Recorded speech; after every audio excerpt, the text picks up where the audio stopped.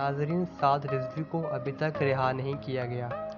12 April 2021 کو سعد رضوی کو گرفتاری ہوئی تھی اور پھر ان کے اوپر دہشت گردی کے مقدمات درج ہوئے تھے۔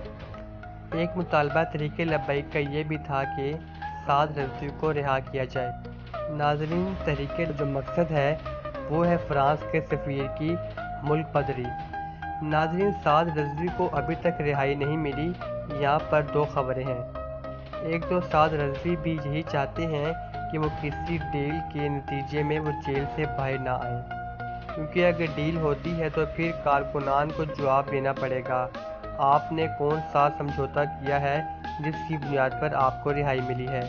اور دوسرا، حکومت بھی نہیں چاہتی سعد رضوی باہر آئیں، آ کر قیادت سنبھالیں۔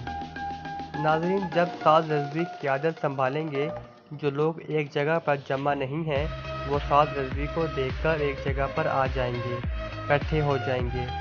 ناظرین، اگر تحریک لبیک کے کارکنان سعد رضوی کو دیکھ کر اکٹھے ہوتے ہیں تو حکومت کے لیے مشکل آ سکتی ہے، کیونکہ دوبارہ سعد رضوی کے کہنے پر احتجاج شروع ہو سکتا ہے، دوبارہ ملک میں افراتفری ہو سکتی ہے۔